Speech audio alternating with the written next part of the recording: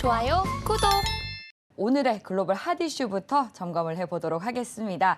먼저 첫 번째 뉴스입니다. 미국 와튼스쿨의 제러미 시겔 교수가 2월 1일 예정된 FOMC에서 연준이 25bp보다 높은 수준으로 금리 인상에 나서게 된다면 시장에는 재앙이 될 것이다 라는 발언을 내놨습니다. 워렌 버핏의 입에서 투자를 배우려면 시겔 교수를 찾아가야 한다라는 말이 나올 정도로 좀 저명한 학자이신데요. 그는 이달 중순에 이미 연준이 금리 인상을 중단해야 한다라고 의견을 표하기도 했습니다. 이에 대한 또 천명 마스터님의 의견이 궁금한데요. 어떻게 보실까요? 자, 이거는 뭐 너무나도 지극히 당연한 얘기를 하고 있는 것 같아요. 당연한 왜냐하면 1월부터 이제 자 저번 달에 이제 산타 랠리가 네. 없는 날은 1월 달에 이제 랠리가 없는 걸로 됐었는데 시장이 상당히 기대를 많이 했어요. 물론 이제 그 나스닥이 10,000포인트까지 내려간다는 얘기가 있다가 갑자기 시장이 지금 막 우호적으로 변하면서 거기다 또 이제 닉이라는 월스트리트저널 닉이라는 이제 기자가 어쩌면 캐나다랑 비슷하게 이번에 금리 중단에 대한 논의를 할 수 있겠다라는 얘기가 퍼지면서 지금 연속 상승을 하고 있단 말이에요.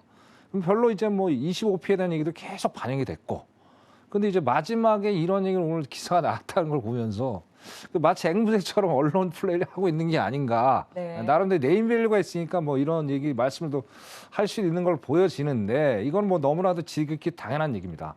자, 일단 25p 아니라 50bp 이제 곱하기 이제 2배로 올린다는 건 당연히 재앙이 올 수밖에 없는 거죠. 그래서 저는 이거가 오늘 의미 부여는 별 의미가 없다고 보는 거고, 자, 어떻게 됐든 FOMC가 일단 어떻게 됐든 금리를 올릴 거 아닙니까? 그죠? 뭐 0.25가 됐든 0.5가 됐든 올린다는 거는 지속적으로 인플레이션이 안 좋게 연준이 바라고 있다는 게 우리가 포커스를 좀 맞춰야 되지 않을까라고 저는 보여집니다. 자, 만약에 시장의 기대처럼 그죠? 지금 이제 분위기가 2주 연속 나스닥이 상승을 많이 하고 있고, 그다음에 뭐 테슬라도 어마어마한 지금 상승을 했죠.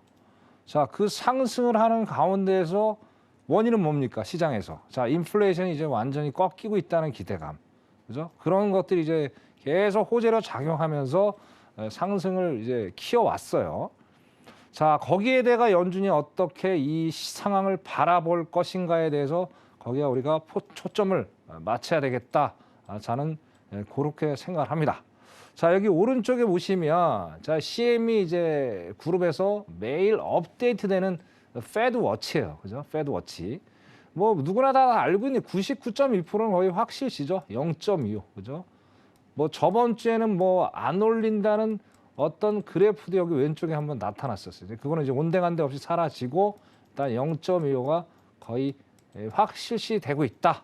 결국엔 이거는 시장에 벌써 선반영이 다 됐기 때문에 증시의 어떤 변곡점이 될 수 있는, 방향을 틀 수 있는 상황은 아니다라고 보는 거예요. 그러면 결론은 뭡니까? 연준의 발언이죠, 발언.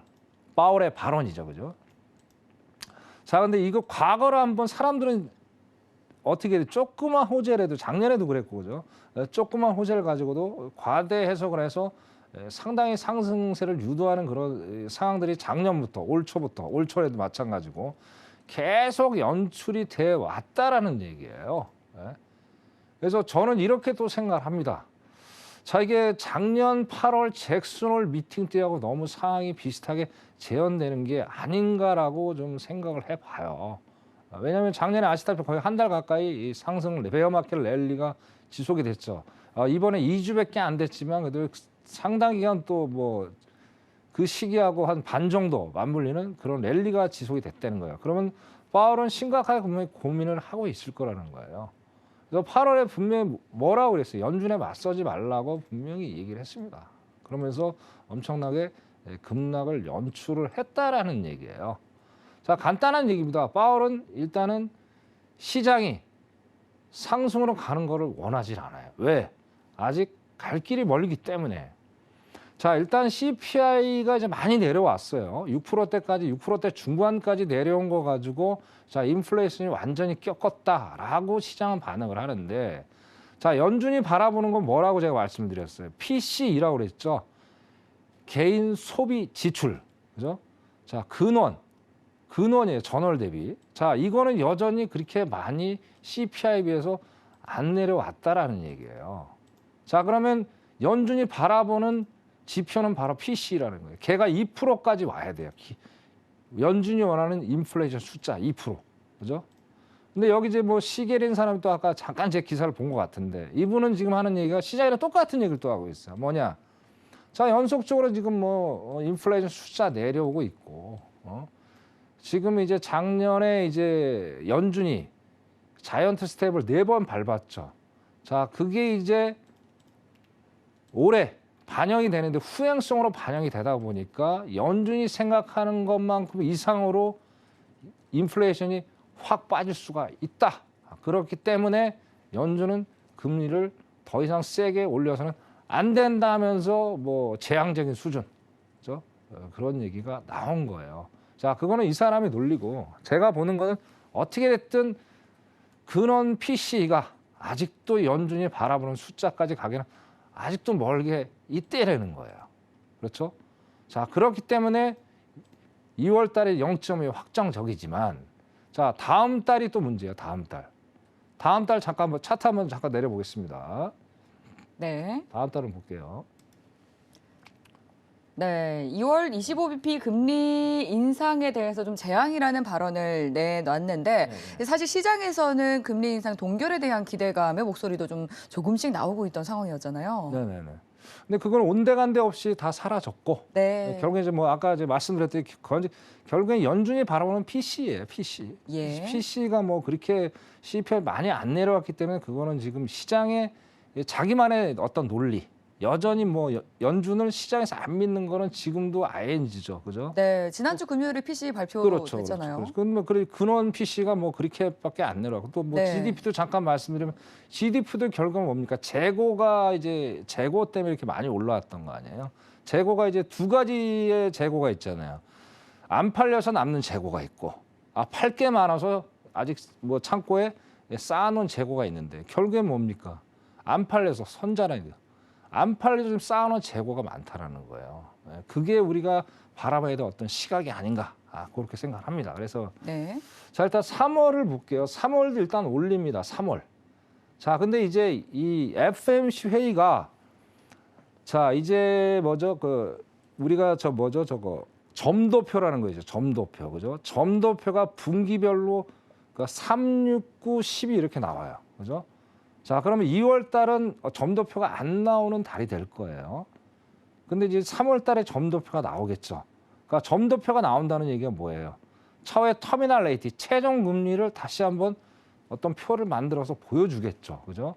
자, 그러면 2월 달은 0.25가 무조건 확정적이라는 얘기예요. 자, 그러면 일단 이 4.75란 말이에요. 그죠? 그럼 3월 달에 또 올려요. 그럼 5.0이에요.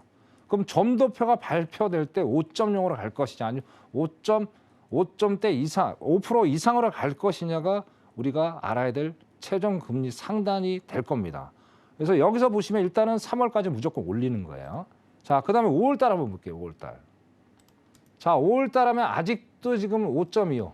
물론 안 올리는 것도 있습니다.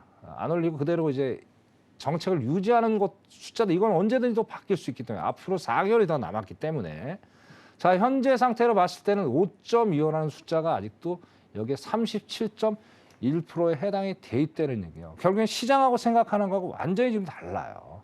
그죠? 자, 이걸 우리가 망각을 했으면 또 안 됩니다. 무슨 얘기냐? 자, 물가를 잡는 주체는 누구예요? 연준이란 말이에요. 네? 연준은 그 일을 무조건 해내야 돼요. 파월의 어떤 명예, 여러 가지가 있어요. 무조건 해내야 되기 때문에 시장에 자꾸 이상한 소리, 그죠? 연준을 힘들게 하는 소리를 전혀 무시할 거란 얘기예요.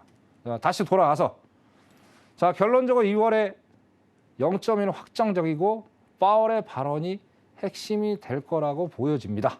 그럼 파월의 발언은 어떻게 나올 것이냐가 가장 관심 있는 거겠죠. 결국엔 제가 보기에는 매파적인 발언이 연속적으로 이어질 가능성이 더 높겠다.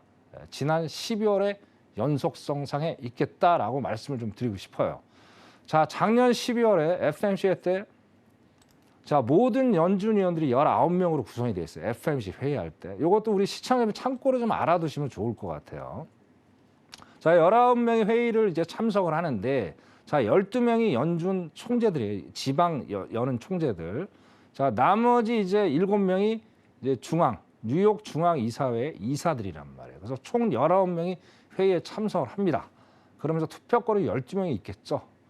근데 자, 기본적으로 우리가 블랙아웃 기간이죠. 그러니까 그러니까 그러니까 FMC 회의가 있기 10일 전에 이제 연준 위원들이 이제 여기저기서 이제 어나운스를 한단 말이에요. 포워드 가이던스를. 자, 그때 우리가 가장 집중해야 될 사람들의 얘기들이 있어요. 그게 바로 투표권을 가지고 있는 사람들의 얘기를 집중해서 들을 필요가 있겠다 말씀을 드려요. 자, 그 투표권 누가 갖고 있느냐? 그거는 이제 페드에 들어가 보시면 그 투표권을 갖고 있는 사람들이 그 이름이 다 리스트가 써 있습니다. 오늘 나중에 제가 시간 되면 또 설명을 드릴 거고. 자, 그럼 결론적으로 12월에 모든 11명이 뭐라고 그랬어요?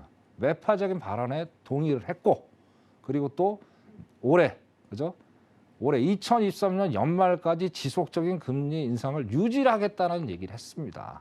자, 그럼 지금 한 달 지났죠. 한 달 지났는데 그게 바뀔 수 있을까요? 별로 바뀔 게 없죠. 왜? 아직도 연준이 생각하는 그런 지표들, 물가 지표들, 그죠? 인플레 관련된 지표들이 연준이 생각하는 만큼 안 내려와 있기 때문에 결국에는 파월은 매파적인 발언을 연속성으로 가져가면서, 그죠? 3월까지 쭉 이어갈 것이다라고 저는 판단을 하는 겁니다. 그러니까 시장은 완전히 예상이 달라지겠죠. 그래서 저는 죄송한 말씀이지만 2월 2일 날 한국 시간 새벽 4시에 분명히 연준은 독침을 날릴 겁니다. 그러면서 다시 한번 증시가 하방 압력을 받을 수 있겠다라고 첫 번째 주제를 정리를 해보고 싶습니다. 네, 이상입니다. 좋아요, 구독.